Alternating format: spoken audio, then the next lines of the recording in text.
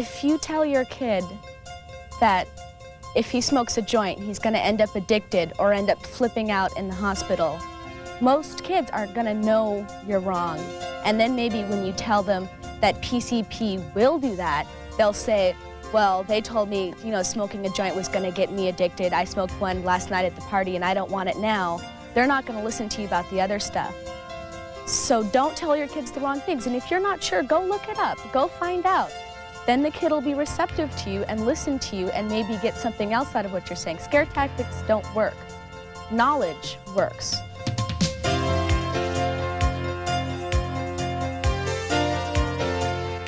Drugs, alcohol, and kids. Many of us believe it's a mystery or a puzzle without a solution. Well, it's not. There is a solution. Our challenge is to find it.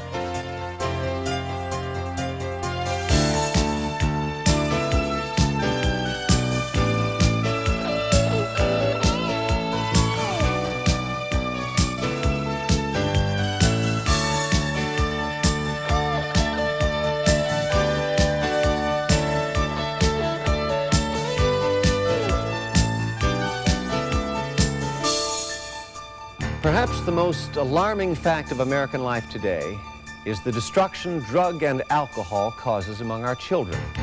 We must all face reality. Drug and alcohol abuse is growing. That means ruined lives, increased crime, and the squandered future of our kids. It threatens our entire way of life. As parents, educators, and family members, we can and must learn basic information in order to fight back. You know, I'd already been using for a few years before my parents ever found out. I'd been using on a regular basis of coke, pot, acid, and whatever else I could get my hands on.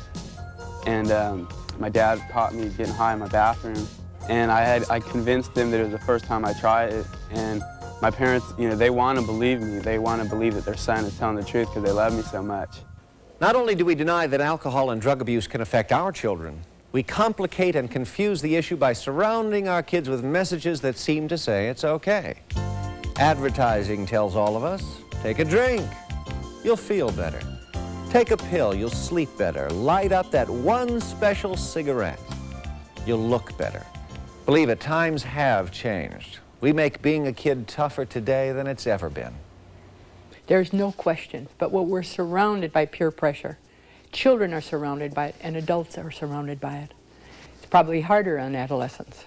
But simply because there's peer pressure for adolescents doesn't mean that the child will become a drug addict.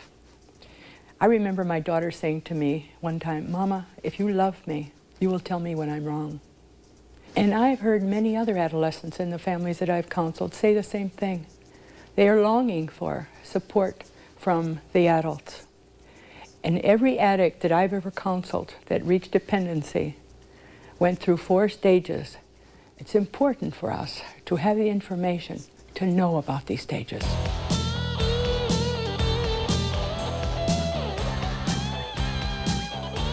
Every alcohol and drug abuser has passed through the same 4 phases to reach their addiction, whether it's physical or psychological. The first phase is no use, total abstinence, the way we spend most of our younger years. Second comes experimentation, casual and infrequent use. Peer pressure is a major element in causing experimentation. The third phase is regular use, heavier doses, more frequently. At this level, drugs are beginning to influence the user's daily life. And fourth is chemical dependency. Alcohol or other drugs become a necessary part of daily life. The user is addicted.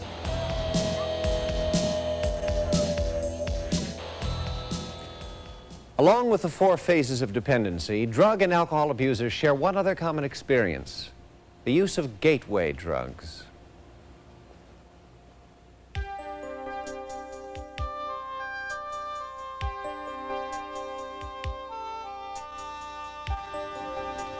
Gateway drugs are simply the first drugs most people experiment with. Tobacco, alcohol, and marijuana are the 3 gateway drugs. Many of us have a tolerant view of kids using them. We just don't realize that early occasional use can lead to behavioral, emotional, or drug abuse problems. Clearly, Most people who use tobacco, alcohol, or marijuana don't end up an alcohol or drug abuser. But we do know that every addict began their cycle of abuse with the use of one, two, or all three. And oftentimes they had learned about them at home. Would you get Daddy a cold one, please? Kids learn about gateway drugs by watching and becoming involved in their parents' use of them. We must examine our own habits and realize we are role models for our children. So how do we start solving this drug puzzle? Step 1. Don't deny the problem exists. Learn the 4 basic phases of addiction. And remember that early use of gateway drugs may lead to serious alcohol and drug problems. Step 2, learn about drugs. What if you found an odd-looking pipe? Would you know it was drug paraphernalia or just think it was some silly-looking thing your child had collected? Helping kids means learning about the drug culture, knowing what drugs look like, and how they're used. Oh, I'm sure a few kids drink a little. I know I did. Can't be serious. Kid stuff. Truth. Alcohol is by far the drug most often used by our children. By age 11, over 50% have tried alcohol at least once. By age 16, nearly 2 out of 3 have been intoxicated. Our kids' drug of choice is not some potent powder smuggled by international criminals halfway around the world. It's plain old, available in every supermarket. Alcohol. We all know what alcohol looks and tastes like, but because it's so common, we forget that it is a very powerful drug. Alone or combined with prescription pills or other drugs, alcohol can be lethal. So lethal, in fact, that alcohol-related traffic accidents are the #1 cause of death among our teenagers. I know that a few kids smoke marijuana once in a while, but it's harmless. How big of a problem can it really be? Truth.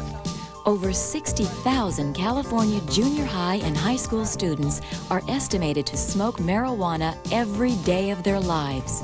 All right. I'll see you on Thursday. Yeah, see you. Marijuana is our children's second most popular drug.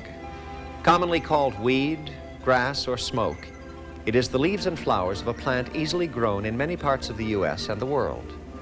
Marijuana is often sold and stored in small plastic bags.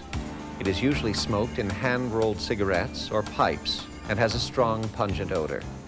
Paraphernalia for its use includes unusual-looking pipes, water-filled pipes called bongs, cigarette papers, and roach clips used for holding the ends while smoking.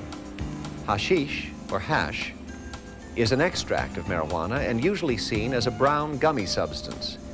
Because it is much more potent, hashish is sold and used in smaller quantities. It is most often smoked in small, bold pipes. Cocaine? I suppose you could say it's dangerous, but it's not really addictive. Truth. Doctors, law enforcement, and drug counselors all agree cocaine is one of the most dangerous and addictive drugs available. After alcohol and marijuana, the most widely abused drug among our kids is cocaine. Commonly called coke, blow, rock, or crack, cocaine is having a disastrous effect on our society. Derived from the South American coca plant, this drug is seen in many forms, all of them extremely addictive. The traditional form of cocaine is a white powder. It is often sold in small foil or paper packets. Small mirrors or other hard, smooth surfaces and razor blades are paraphernalia often associated with its use. Usually inhaled through the nose with a short straw or rolled-up dollar bill, cocaine can also be injected into the veins. Rock, or crack, is a recently developed and more dangerous form of cocaine. It's sold in small squares, or rocks, and is much cheaper to buy than the powdered form. It is ingested by smoking in a pipe. Crack has quickly become a major problem for law enforcement in our communities because it's low in price, readily available, and highly, highly addictive. Hey, look, I'm not a really good student, you know. I mean, I have to stay up late a lot of nights.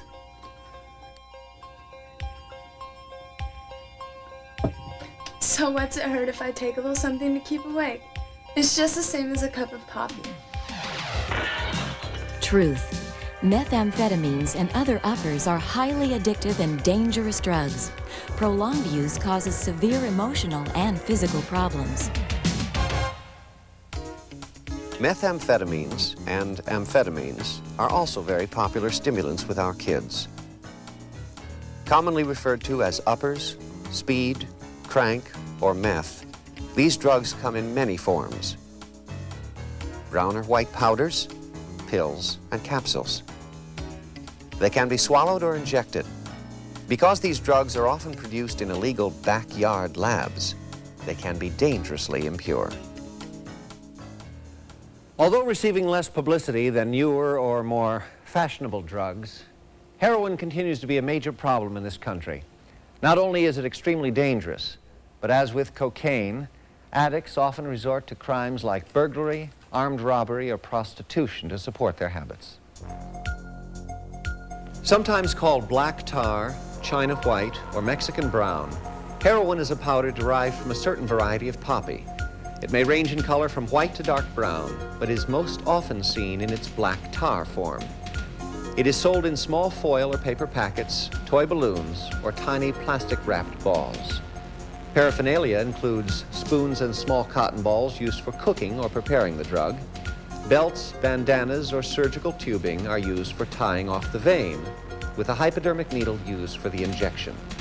Heroin is extremely addictive and can be inhaled through the nose or smoked, but is most commonly injected. PCP. Those three letters identify a drug which is one of the most dangerous of all. Commonly called crystal, angel dust, or supergrass. PCP was originally developed for medical use, but because of severe side effects, that use was stopped. Although PCP can be seen as a white to brown powder, it is usually sold in a brownish liquid form. The drug may be applied to anything which can be smoked, but is often used on darkly colored cigarettes which hide the drug's presence. Because of the extremely violent or psychotic reactions produced by PCP, this drug is one of the most dangerous used by our children. LSD, or acid, is a very powerful hallucinogenic made infamous during the 60s. Sadly, it's becoming popular once again. LSD is an odorless and colorless chemically manufactured drug that greatly distorts perception and reality. Because it is so potent, the dosage needed is incredibly small. A microscopic drop can be put on paper, small gelatin squares, or any other absorbent material. Basically, anything that can be swallowed can be used as a carrier for LSD. You've seen the most common drugs our children are exposed to. Remember them. But more than that, understand the symptoms that accompany their use. Along with behavioral and emotional symptoms, there are physical changes that accompany drug and alcohol problems. Of course, we all would recognize obvious ones like slurred speech or bloodshot eyes. But be alert to other symptoms. Does your child have memory lapses or difficulty in concentrating? Has your kid suddenly changed sleep patterns, getting more or less sleep than usual? Have you noticed poor physical coordination, a dramatic shift in your child's energy, or just a plain unhealthy appearance? Drugs or alcohol may be the reason. One of the problems, though, as parents sometimes we ignore is that involvement in drug and alcohol. We ignore that in our children sometimes because we are afraid or ashamed to admit that they're doing something illegal, that they're involved with an illegal substance. And as a result, we're afraid to communicate with our children. We're afraid to ask them questions or give them information because it might be the wrong information. So as parents, what we need to do is become informed. Certain behavioral changes may indicate a problem. Changes like being secretive or more hostile towards you. Changing friends and not discussing their activities. These can be signposts. Loss of energy and motivation. Trouble with school authorities or the police, and loss of interest in family activities are strong indicators of potential drug or alcohol problems. Be alert to your child suddenly having more money, and you found interest in the drug culture or a hostility about discussing the subject at all. Basically, just pay attention to your kids. Their behavior should tell you if there is a problem. parent ought to know if a kid's not eating right, that's a sign of speed, because I didn't eat when I was on speed. I didn't want to have anything to do with food. Plus, real airheaded, real ignorant, sleeping a lot. I used to sleep all the time. Argumentative, always everything you say, there has to be a little argument to it. Or you talk a lot. Either it's real isolated or you talk a lot. Like if you're on speed, you're going to be rapping away and you're not going to touch food. Those are the things I did when I was on speed. Next to home, school is the best place to observe children, to detect if they're having drug or alcohol problems. As an educator, over the years I've come to recognize that some students do have problems, and that some of those problems are drug and/or alcohol related. A sudden change in behavior is a dead giveaway to potential problems. A child who starts missing school regularly, is inattentive in class, or has a sudden drop in grades may have an alcohol or drug problem. If you see a kid who suddenly loses motivation, stops completing assignments, becomes less disciplined, or loses interest in school activities, be alert. That child may need your help. Step 2 for solving this puzzle, learn about the drugs and the paraphernalia your child may be exposed to, and be able to recognize basic symptoms that could indicate a drug or alcohol problem. If you do suspect that your child or a child you know has a problem, take action. When you first think about taking action to beat back the drug problem, one first turns to the police. And it's true that we in law enforcement are doing everything we can to stop the supply of illegal drugs. But we're only part of the solution, and in many ways, the least important. The most important action we can take is to cut our children's demand for drugs. And that can only happen with strong support from parents and schools. Being there for our children when they're vulnerable and facing temptation, giving them the assistance they need when they need it the most. That's the kind of support parents can give their kids that will really make a difference. Thank God my parents stepped in. They thought I had some problems. They weren't sure, but they thought I did, so I went to a counselor, and I decided I didn't want to at the time, but I did. I told them I did drugs, and they got me into a rehab program, and things have gone just up. I have a nice home. I'm going to be attaining goals I wanted to before, going to college, making something of myself. And I have new friends now, people that care about me, give me support. And I think that's what, if anything, that's helped me a lot has been other people giving me support, not really pampering me, but just telling, hey, you have to keep it up. And I'm doing it, it's working all for the better. And so I started doing it to fit in with them. She found out about it, and she put her foot down right away and said exactly how she felt. That scared me at first, but I later learned to accept it and appreciate it. But so many kids today don't seem to have that kind of relationship with their parents. I think it's really sad. They can't go to their parents and ask them, what do I do if I'm under a situation where my friends want me to take drugs? Or I think that's really a sad situation for a lot of kids today. And I wish that a lot of my friends could have better relationships with their parents. But you got to question, and you got to tell them that you care, and that you're interested in them, and you don't want them to hurt themselves, because you care about them. I think a lot of it is parents paying attention to their kids, and I think it's a fine line between paying attention and being caring and being paranoid and accusing. When I come in the house, I'm sure my mom, she'll look at me. She might not just, straight up check me up and down, but she's aware of what kind of state I'm in when I come in. I couldn't come in the house high or, loaded off of something without my mom knowing about it. I know it's hard. I know it's not an easy job for the parents, but it's not easy for the kids either anymore.